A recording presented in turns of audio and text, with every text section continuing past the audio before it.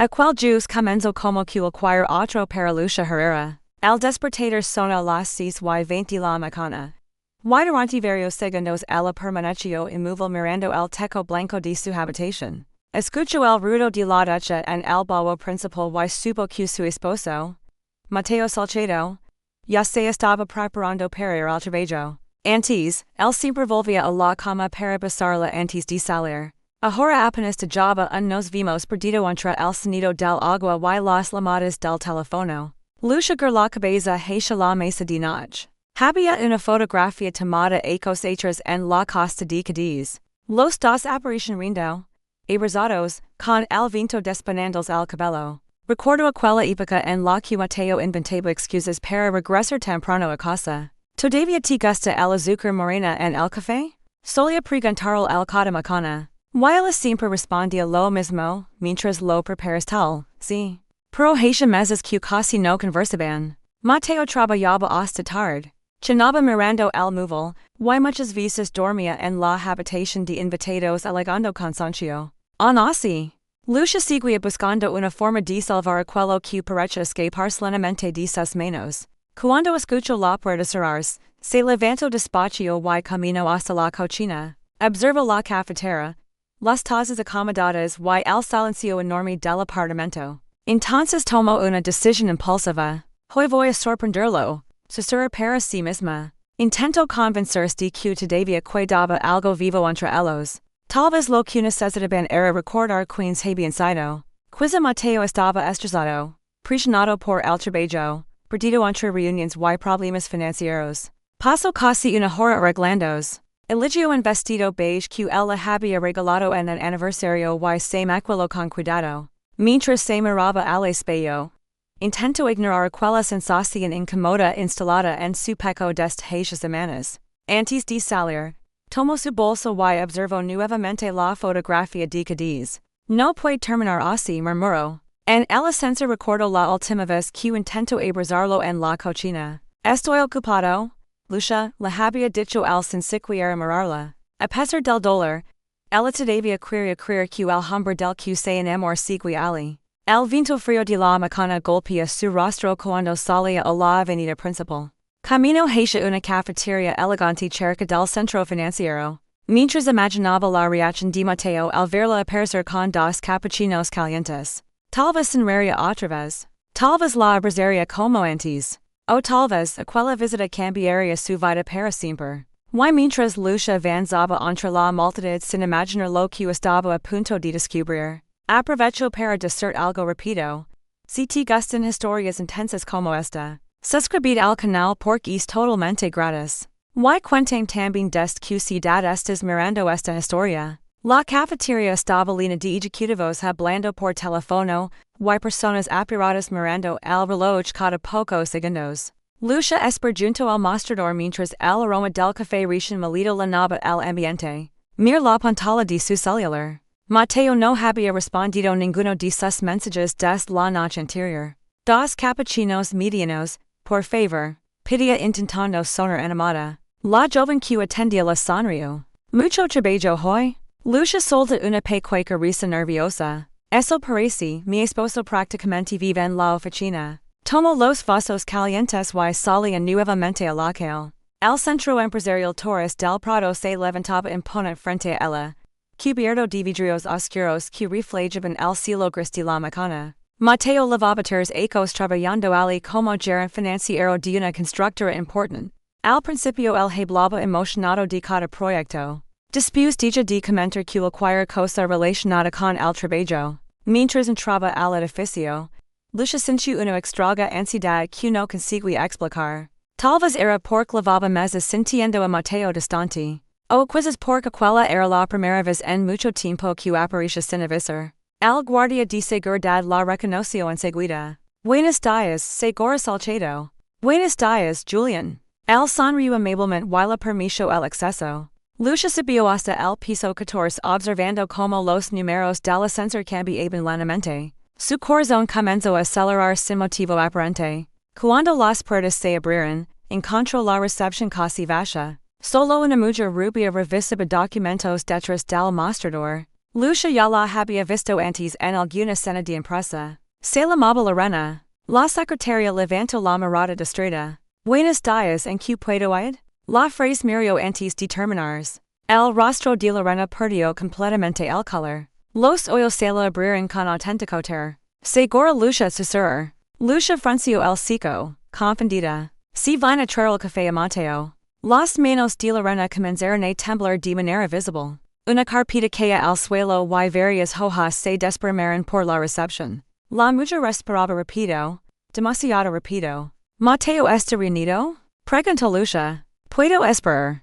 Pero Lorena no respondió. Miraba desesperadamente hacia el pasillo que llevaba a las oficinas privadas. Después volvió a mirar a Lucia como si estuviera viendo a alguien entrar directamente en una tragedia. Dios mío. No. No hoy murmuró. ¿Qué sucede? La secretaria salía apresuradamente detrás del mostrador. Usted no debería estar aquí. Aquella frase golpea a Lucia como un puñetazo invisible. ¿Por qué dices eso? Lorena traga saliva. Sus ojos estaban llenos de miedo verdadero. Escucham con atención. Dijo acercándose rápidamente. Si él la vio ahora mismo aquí, todo va a explotar. Lucia sintió un escalofrío recorrió la espalda. No entiendo nada. Entonces la secretaria tomó su brazo con fuerza. Por favor, venga conmigo, repito. Y por primera vez des que salía de casa aquella mañana, Lucia comprendió que aquella sorpresa romántica acababa de convertirse en algo mucho más oscuro. Lorena, ¿me estás asustando? Dijo Lucia mientras intentaba soltar suavemente del brazo de la secretaria. ¿Qué está pasando? Pero Lorena ni siquiera pareció escucharla. Caminaba apresurada por la recepción mirando constantemente hacia el corredor principal. Como si temiera que alguien apareciera en cualquier momento. Por favor, no haga preguntas ahora, susurró con la voz quebrada. Solo confía en mí unos minutos. El corazón de Lucia comenzó a latir con fuerza. Los vasos de café temblaban entre sus manos. Intentó encontrar una explicación lógica para aquella escena absurda. Por la expresión de terror en el rostro de Lorena la deja paralizada. La secretaria abrió una pequeña puerta lateral que llevaba a un archivo estrecho lleno de carpetas y cajas antiguas. El lugar olía a papel húmedo y era encerrado. Matasaje, dijo señalando un armario metálico alto. Lucia retrocedió un paso. ¿Qué? ¿Estás loca? Por favor. Lorena casi suplicó. Si él la encuentra aquí antes de que usted escuche lo que necesita escuchar. Después será peor. Aquellas palabras hicieron que un frío insoportable recorriera el cuerpo de Lucia. ¿Escuchar qué? Un sonido de pasos masculinos apareció al fondo del pasillo. Lorena perdió completamente la compostura. Repito, segura Lucia. Sin entender realmente por qué obedecía. Lucia terminó entrando en el armario estrecho. Apenas había espacio suficiente para mantenerse de pie. Las carpetas presionaban sus hombros y el olor a polvo le irritó la garganta. Antes de cerrar la puerta, Lorena la miró fijamente. No haga ningún ruido. Pase lo que pase. La puerta se cerró. Oscuridad total.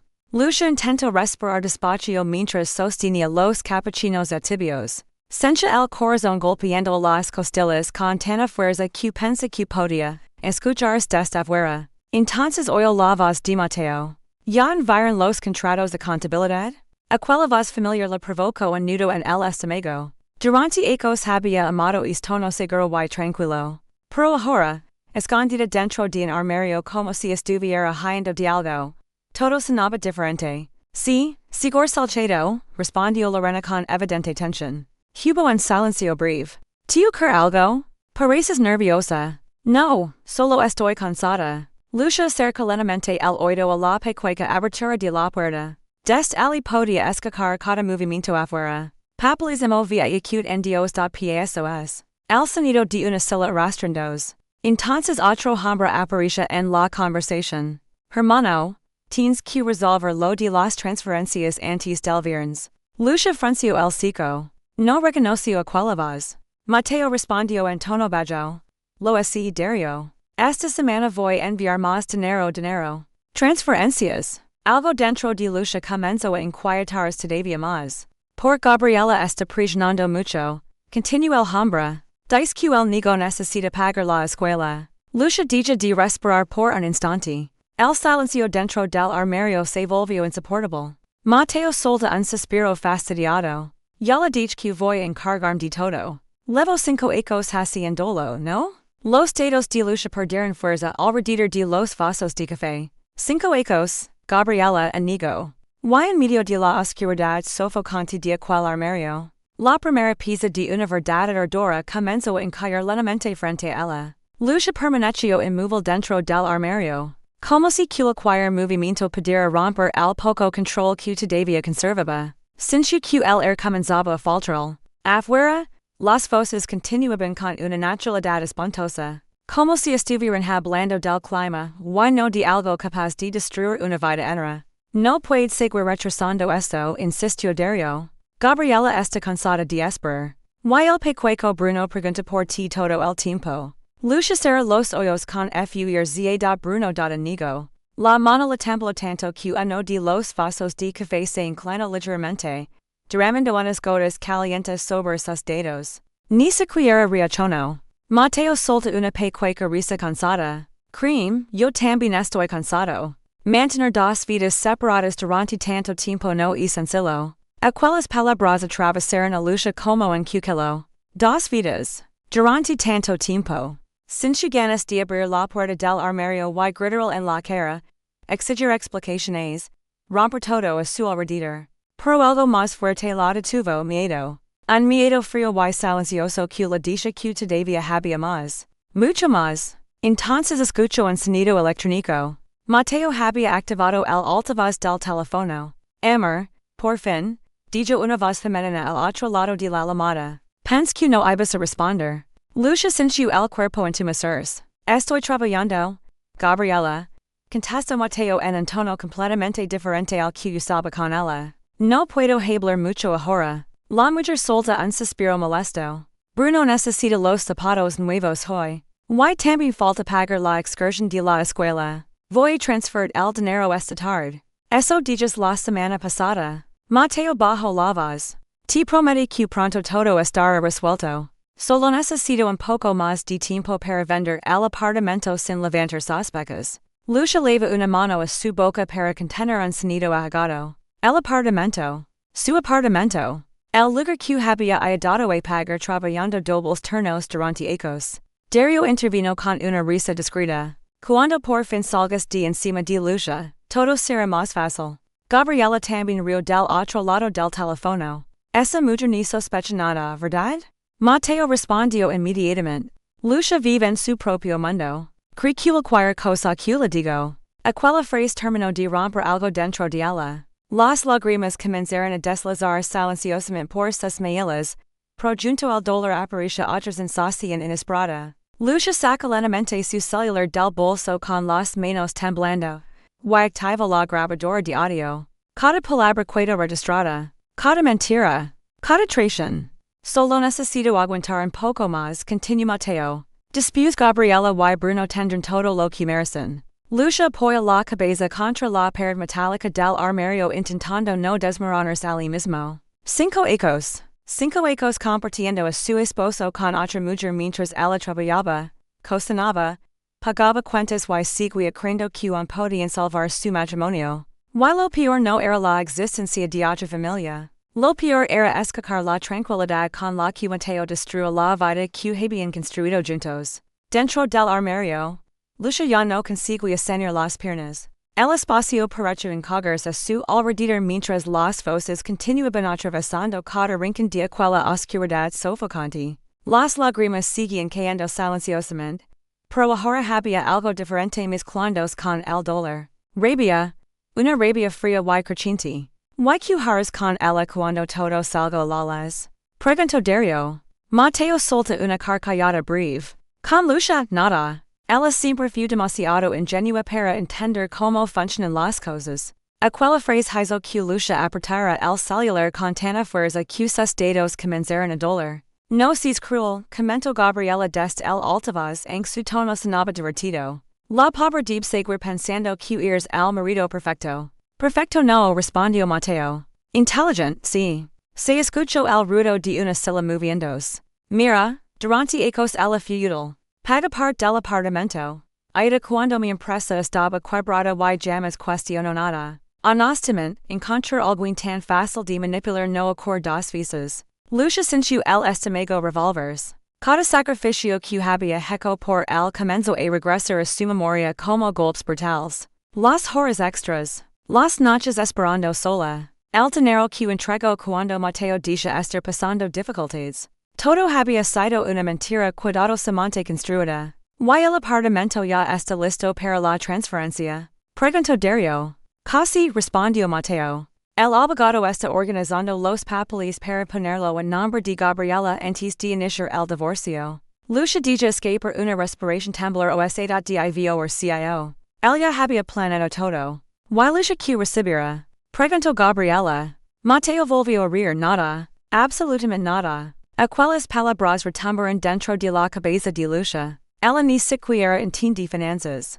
Cuando descubra todo, ya no tendrá como reaccionar. Las cuentas estarán vacías y el apartamento fuera de su alcance. Por primera vez desde que escuchó la conversación, Lucha sintió algo romperse definitivamente dentro de sí. Pero no fue debilidad. Vio el amor que todavía sentía por él. Desapareció de golpe. La mujer que había entrado al edificio cargando dos capuchinos para salvar su matrimonio ya no existía. En su lugar comenzaba a surgir alguien diferente. Alguien que estaba escuchando atentamente cada detalle. Solo aseguré de mantenerla tranquila hasta terminar los trámites, dijo Dario. Después puedes desaparecer sin problema. Mateo respondió con absoluta frialdad. Cream, levo ecos fingiendo. Puedo aguantar unas semanas más. Lucha cerró los ojos lentamente. El peco la ardía. Pero sus lágrimas comenzaron a detenerse. Ella seguía grabando todo. Cada frase. Cada confesión. Cada detalle del plan para destruirla. Y mientras Mateo seguía hablando convencido de que su esposa jamás descubriría la verdad. Lucha entendía algo aterrador. El hombre con quien compartió más de 10 ecos no solo la había traicionado. Nunca la había amado de la manera que ella imaginó. Los pasos de Mateo se alejaron lentamente por el pasillo junto a las risas apagadas de Dario. Unos segundos después se escuchó el sonido del ascensor cerrándose. El silencio que quedó en la oficina fue tan pesado que Lucha demoró varios segundos en reaccionar. La puerta del armario se abrió despacio. Lorena apareció frente a ella con los ojos llenos de culpa. Ya se fueron, susurró. Lucha salía con dificultad. Las piernas le temblaban tanto que tuvo que apoyarse en una mesa cercana para no caer. El maquillaje estaba arruinado por las lágrimas, y los dos vasos de cappuccino seguían aplastados entre sus manos. Durante unos segundos ninguna de las dos habló. Finalmente, Lucha levantó la mirada. Des cuando lo sabes, Lorena bajó los ojos inmediatamente. Hachi ecos. Aquella respuesta dolía más de lo esperado, ecos? Repitió Lucha con la voz quebrada. Yo, intento convencerme de que no era asunto mío. Pero, después todo se volvió demasiado grande, las transferencias, los viajes, las llamadas escondidas, Lorena respiró hondo. El hablaba de Gabriela aquí dentro como si tuviera otra vida completamente normal. Lucha sintió una presión insoportable en el pecho. Y así nadie me dijo nada. Tenía miedo de perder el trabajo, admitió Lorena. Mateo controla muchas cosas en esta empresa. Pero hoy, cuando la vi entrar sonriendo con esos cafés, no pude quedar calada. Lucha observó lentamente la oficina principal al fondo del corredor. La puerta de vidrio seguía entreabierta. El lugar donde Mateo pasaba más tiempo que en casa. El lugar donde había escondido la verdad durante 5 ecos. Necesito entrar ahí, dijo de repente. Lorena levantó la cabeza. Sorprendida. ¿Qué? Si planea quitarme el apartamento, dejar documentos. Contratos. Transferencias, algo. La secretaria dudó unos segundos. Después tomó una decisión. Ven conmigo. Caminaron rápidamente hasta la oficina de Mateo. El perfume masculino todavía permanecía en el aire. Lucha sintió náuseas al ver la fotografía de ambos sobre el escritorio. Él la había mantenido allí todo este tiempo mientras construía otra familia escondidas. Lorena cerró la puerta con cuidado. El cofre está detrás del cuadro. Lucha lentamente hacia ella. También sabes la contraseca. Lorena asintió con vergüenza. La escuché muchas veces. Movió el cuadro decorativo y apareció una pequeña caja fuerte digital. Los dedos de Lucha temblaban mientras Lorena ingresaba la clave. Un clic metálico rompió el silencio. Dentro había carpetas, documentos bancarios y varios sobres. Lucia comenzó a revisar todo absurdamente.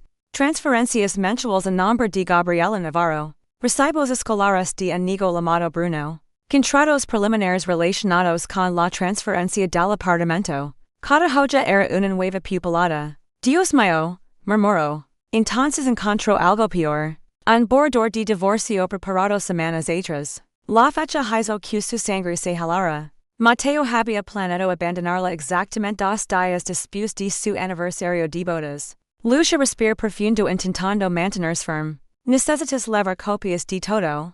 Dijo Lorena. Y más. Saca discretamente una memoria USB de su bolso. Agregar grabaciones de algunas conversaciones y correos que él me obligaba a enviar. Lucia la mira sin poder hablar. Lorena traga saliva. Así que luego tarde para ayudar.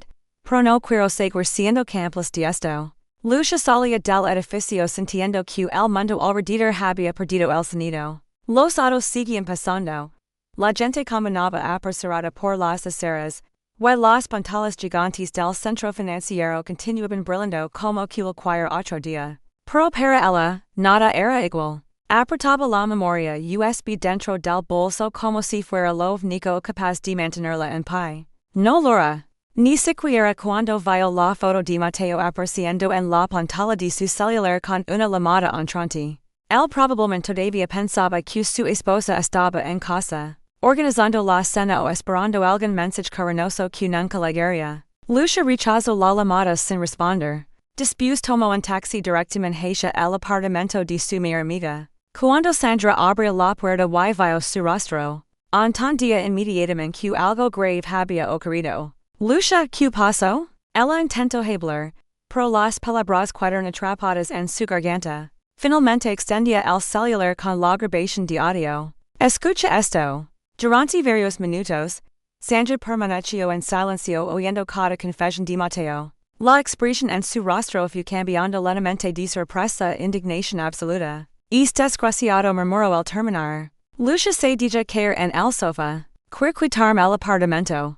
Ya tenía el divorcio preparado. Todo estaba planeado. Sandra se sentó a su lado inmediatamente. Es bien. No vas a enfrentarlo sola. No es ni que hacer ahora. Si lo sabes, respondió Sandra con firmeza. Vas a pelar. Aquella palabra quedó resonando dentro de Lucia. Pelar. No por salvar el matrimonio. Eso había terminado dentro de aquel armario. Ahora debía lucrar por sobrevivir a la destrucción que Mateo había preparado cuidadosamente durante años. Sandra tomó su teléfono. Conozco a alguien. Un abogado muy bueno. Y necesito que hables con él hoy mismo. 2 horas después, Lucia estaba sentada frente a Andrés Molina. Un abogado de mirada tranquila y voz firme. El despacho olía a café recién hecho y documentos antiguos.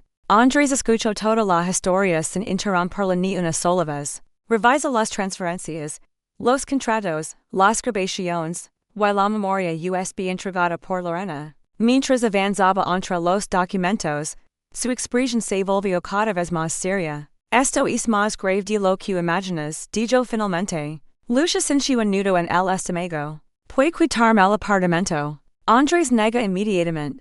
No se actuemos ahora. Abrió una carpeta y comenzó a escribir varias anotaciones rápidas. Las pruebas son sólidas. El ocultamiento de patrimonio. Uso indebido de bienes matrimoniales y transferencias sospechosas. Además, estas grabaciones cambian completamente el caso. Lucia respiró por primera vez con algo parecido al alivio. Entonces, ¿todavía puedo detenerlo? Andrés levantó la mirada. Vamos a congelar judicialmente cualquier intento de transferencia del apartamento. Antes de que él pueda mover un solo documento. Sandra solta un suspiro de alivio. Pero Andrés todavía no había terminado. ¿Y hay algo más importante, Lucia? Ella lo mira en silencio. El abogado apoya lentamente las manos sobre la mesa. Tu esposo cometió un error enorme, ¿cool? Andrés sostuvo la grabación del celular entre los dedos. Subestimarte. Durante los siguientes días, el apartamento permaneció en un silencio extraño. Mateo seguía entrando y saliendo como si nada hubiera cambiado. Dejaba las llaves sobre la mesa. Hablaba de reuniones. Finge cansancio y revisaba el teléfono constantemente. Pro lucha hora observabacata gesto de manera distinta. Ya no veía Alhambra con quien solo construir una vida. Veía alguien capaz de sonreír mientras planeaba de la senada. Andrés había actuado rápido. La solicitud judicial para bloquear la transferencia del apartamento fue presentada esa misma tarde. También inició oficialmente el proceso de divorcio junto con la denuncia financiera, relacionada al uso del dinero matrimonial. Y entonces liga la macana que hizo explotar todo. Mateo entró al apartamento golpeando la puerta con fuerza. Lucia. Ella levantó la mirada lentamente desde el sofá. Frente a ella no estaba la mujer nerviosa y frágil que había salido días atrás. Con dos capuchinos en las manos. Había algo distinto en sus ojos. Algo frío. Mateo sostenía varios documentos arrugados. ¿Qué demonios es esto? Lucia observó tranquilamente la notificación judicial. Supongo que ya lo descubriste. Tal me demandaste. Preguntó incrédulo. No, Mateo. Me defendí. Él comenzó a caminar de un lado a otro lleno de furia. ¿Quién te está metiendo ideas en la cabeza, Sandra? ¿Un abogado oportunista? Lucia solta una risa breve y amarga. No necesito que nadie inventara nada. Escuché suficiente dentro de aquel armario. Mateo se quedó completamente inmóvil. El color desapareció lentamente de su rostro. ¿Qué acabas de decir? Escuché todo. A Gabriela, a Dario. Las transferencias, el niño. El apartamento. Cada mentira. Por primera vez desde que lo conoce, Mateo pareció verdaderamente asustado. Lucia. Espera. Yo puedo explicarlo. Ella se levantó despacio. ¿Explicar 5 hechos de engaños? ¿O explicar cómo planeabas de llamarme la calle después del aniversario? Mateo abrió la boca. Pero ninguna palabra salía. Lucia tomó su celular y presionó play. La voz de Mateo llenó la sala. Lucia siempre fue demasiado ingenua. Él avanzó rápidamente intentando quitar el teléfono. Apaga eso. Pero ella retrocedió. Cuando descubrió todo. Ya no tendrá cómo reaccionar. Mateo cerró los ojos en segundo. Derrotado. El silencio posterior fue devastador. ¿Grabas todo? Murmuró. Sí. Él pasó en manos por el cabello. Respirando con dificultad. No entiendes cómo ocurrieron las cosas. Entonces explícame. Respondió Lucia mirándolo fijamente. Porque me cuesta entender cómo un hombre puede besar a su esposa por la macana y después llamar ingenua esa misma mujer frente a sus amigos. Mateo volvió a cambiar de actitud de repente. Su expresión se endurecía. Si quieres guerra, la tendrás. Aquella amenaza quedó suspendida en el aire. No me intimides más, dijo Lucia. Mateo solta una risa seca. ¿Crees que un juez va a arruinar por unas grabaciones? No sabes con quién te estás metiendo. No, respondió ella con calma. La que no sabía con quién estaba casada era yo. Él tomó algunas cosas apresuradamente del dormitorio principal. Camisas, documentos, relojes. Cada movimiento era agresivo, desordenado. Antes de salir, secretaria ella una última vez. Esto apenas empieza. La puerta se cerró con violencia. Y en el apartamento quedó finalmente en silencio. Lucia entendía que la verdadera batalla acababa de comenzar. Las semanas siguientes fueron un infierno silencioso. Mateo deja de vivir definitivamente en el apartamento. Pero su presencia seguía en cada rincón. Los abogados intercambiaban documentos diariamente. Las audiencias preliminares se acumulaban, y las cuentas bancarias comenzaron a ser investigadas. Por orden judicial. Lucia apenas dormía. Había noches enteras en las que permanecía sentada en la cocina mirando las luces de la ciudad, mientras relea las pruebas una y otra vez. A veces sentía miedo, otras veces rabia. Pero lo que más le dolía era recordar cuánto había amado en hombre, que lavaba ecos destruyéndola en secreto. Andrés, sin embargo, mantenía la calma. Hasta cometiendo errores desesperados le dijo una macana antes de entrar al tribunal. ¿Y eso nos favoris? El edificio judicial estaba lleno de periodistas locales y personas esperando audiencias. Mateo había intentado presentar a Lucia como una esposa emocionalmente inestable que buscaba venganza económica tras el divorcio. Pero las pruebas comenzaron a derrumbar su versión pieza por pieza. Los peritos financieros fueron los primeros en declarar. Detectamos transferencias constantes durante 5 años, explica uno de ellos frente a la jueza. El dinero provenia directamente cuentas compartidas del matrimonio. Lucia observó a Mateo sentado el otro lado de la sala. Él evitaba mirarla. Las transferencias beneficiaban a quien exactamente.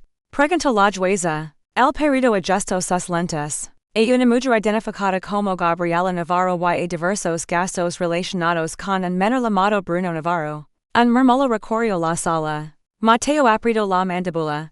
Después legar en los documentos del apartamento contratos. Intentos de transferencia. Movimientos ocultos realizados semanas antes del aniversario matrimonial. Todo comenzaba a callar de forma brutal frente al tribunal.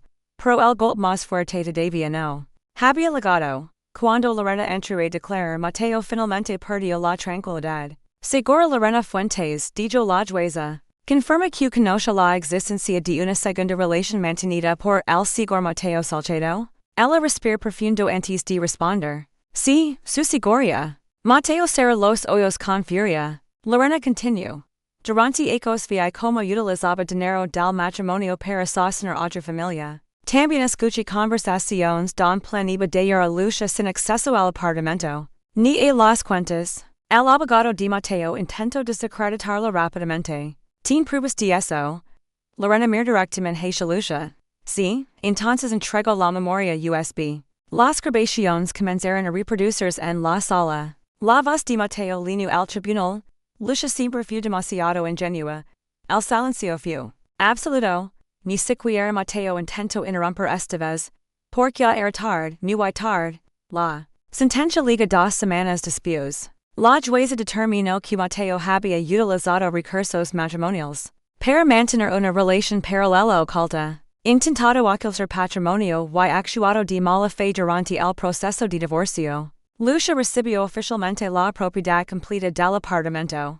Las deudas vinculadas a las maniobras financieras de Mateo fueron anuladas a su nombre. Y además, el tribunal estableció una indemnización equivalente a 500,000 reales por daños financieros y perjuicios derivados del fraude matrimonial. Cuando escuchó la decisión, Lucia permaneció inmóvil, no sonrió, no lloró, solo respiró profundamente por después de meses. Sintiéndose destruida, aquella fue la primera vez en mucho tiempo que volvió a sentirse libre. Anaco después del divorcio. La vida de Lucia Herrera ya no se parecha en nada a aquella macana en que salía de casa lavando dos capuchinos calientes entre las manos. El apartamento seguía siendo el mismo. Pero ahora el silencio dentro de él era diferente ya no. Era un silencio triste ni lleno de espera. Era tranquilidad. Por primera vez en muchos años, Lucia podía despertar sin ansiedad. Sin revisar el reloj esperando excusas. Sin imaginar dónde estaba Mateo o con quien hablaba a escondidas. Las primeras semanas después del juicio no fueron fáciles. Hubo noches difíciles, recuerdos inesperados y heridas que tardaron en cerrar. Pero poco a poco comenzó a recuperar partes de sí misma que había abandonado durante el matrimonio.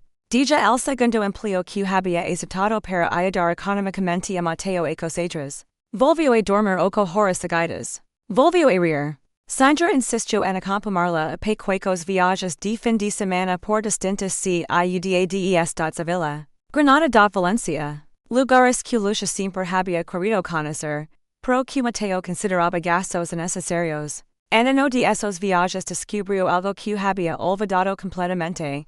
Le encantaba dibujar. Compró cuadernos, lápices profesionales y comenzó a asistir a clases de ilustración cerca de la Plaza del Sol. Al principio se sentía ridícula sentada entre estudiantes más jóvenes. Pero con el tiempo empezó a esperar esas tardes con verdadera ilusión. Tienes mucho talento, le dijo una profesora observando uno de sus retratos. Lucia sonrió tímidamente. Hacia ecos que nadie le dice algo bonito sin esperar algo a cambio. También conoció personas nuevas. Gente que no sabía nada de su pasado. Del juicio ni de las mentiras de Mateo. Personas que simplemente disfrutaban de su compañía. ¿Y entonces apareció Nicolás? No ocurrió como en las películas. No hubo música romántica ni encuentros perfectos. Se conocieron en una cafetería después de una clase de dibujo. Cuando ambos intentaron tomar el mismo sobre de azúcar al mismo tiempo. Perdón, dijo el rindo. Creo que el café está provocando conflictos internacionales. Lucia solta una risa genuina. Una de verdad. Nicholas era arquitecto. Hablaba demasiado cuando estaba nervioso, y tenía la costumbre de escacar atentamente cada vez que ella hablaba. Algo tan simple terminó sorprendiéndola más de lo esperado. Pero esta vez Lucia no sintió necesidad de car ni de entregar su vida en alguien para sentirse amada. Había aprendido algo importante durante aquel. La felicidad no dependía de quedarse al lado de quien distraída paz. Una tarde, mientras observaba el atardecer desde el balcón de su apartamento, encontró por casualidad la vieja fotografía de Cadiz escondida dentro de una calle. La misma donde aparecía abrazado a Mateo sonriendo frente al mar. La observó durante varios segundos. Después la guardó nuevamente. Sin lágrimas. Sin rabia. Sin dolor. Porque finalmente entendía que la traición de Mateo no había sido el final de su vida. Había sido el comienzo de una versión de sí misma que nunca había tenido la oportunidad de conocer. Y si llegaste hasta aquí, suscribid al canal para seguir acompañando más historias emocionantes como esta. También deja tu like. Comparte este video con tus amigos y comenta un corazón en los comentarios para saber que llegaste hasta el final.